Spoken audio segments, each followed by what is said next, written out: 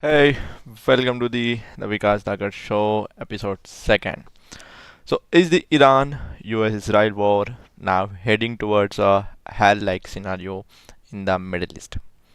As the thousands of American troops, nearly 3,500, arrive in the region, and tensions are reaching a breaking point. In a response, Iran has sent a chilling warning to the United States. Welcome to the hell. This conflict between Iran, Israel, and the United States have now entered its 30th day. A full month has passed, and what initially started as a strategic military operation is now turning into a prolonged and a complex geopolitical crisis. The big question right now is, are we heading towards a hell like situation in the Middle East? Because on a one side, nearly 3,500 US troops have now reached the region, signaling a possible escalation towards a ground operation, and on the other side, Iran has responded with a, I mentioned, like a chilling warning, welcome to hell.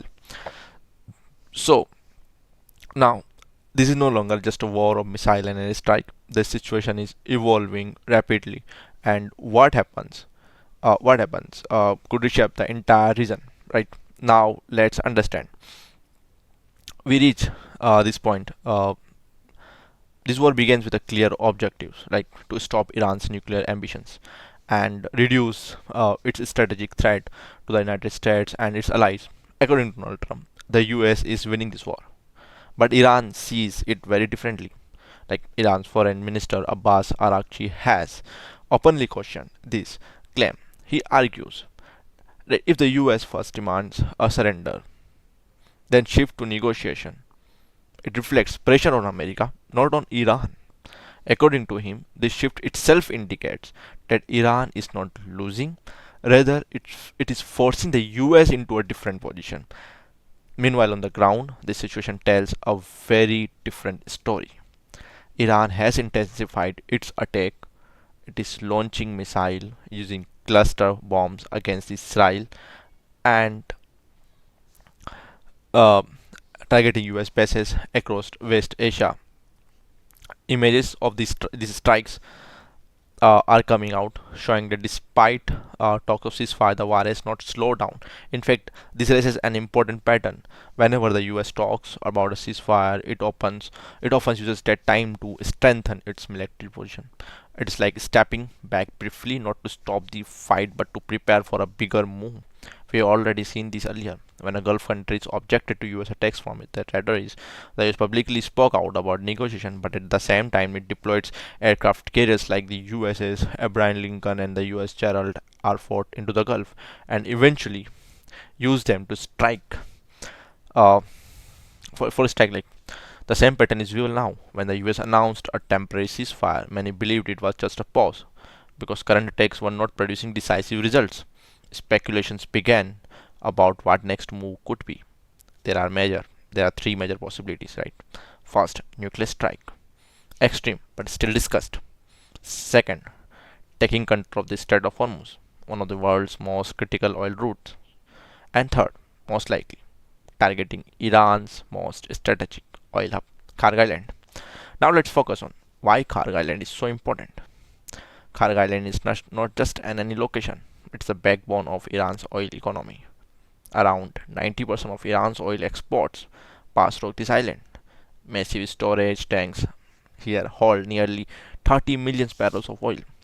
Oil extracted from the mainland Iran is transported via pipelines to this island, stored and then shipped globally. In simple terms, this is the central export hub, the economic lifeline of the Iran. If this island is targeted or captured, Iran's ability to sell oil to the world could collapse almost instantly.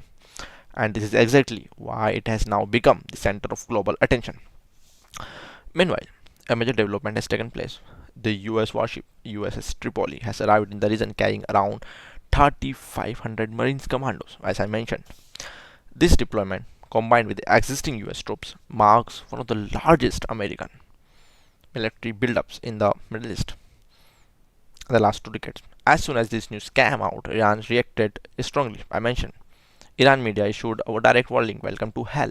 This message was clear. If US troop steps into Iranian soil, they will not return alive.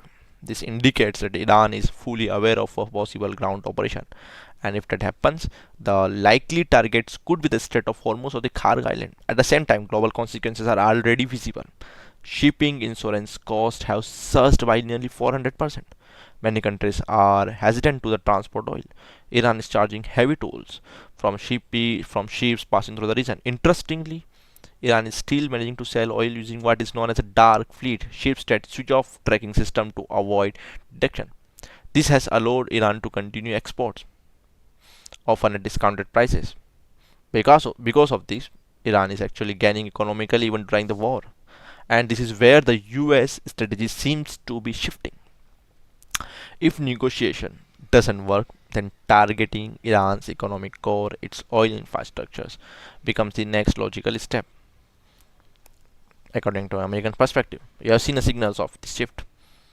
On March 14, the US conducted a strike near the Kharg Island but claimed it avoided damaging oil infrastructure, possibly as a warning. Then on March 2022, Trump issued a 48 hours ultimatum. Iran responded with its own threat. A temporary ceasefire was announced on March 23 for a 5 days, later extended to 10 days. Again, this reflects a pattern, delaying action while preparing something bigger. During this time, the US also engaged in psychological tactics. Cryptic posts, blurred images, unclear signals, getting uncertainty about what might happen next. Meanwhile, Iran has not stayed passive. It has fortified Karg Island with a mines and a defense system. Military readiness has increased. Leaders have warned that if attacked, retaliation will not be limited. Potential targets could include major cities like Dubai, Abu Dhabi, or Doha. At the same time, Iran backed Houthis rebels in Yemen have become active, threatening key maritime routes like the Red Sea and the Bab al Mandeb. This shows that the conflict is no longer limited, it is spreading across the region, and this is the most critical point. If the Kharg Island is attacked, it wouldn't be just a military strike, it could trigger a global energy crisis and it escalate into a wider regional war. So right now, the situation is extremely volatile. Everything is prepared, both sides are ready, and the next few days could be decisive. Whether this leads to a negotiation or a major escalation, that is something the world is watching very closely.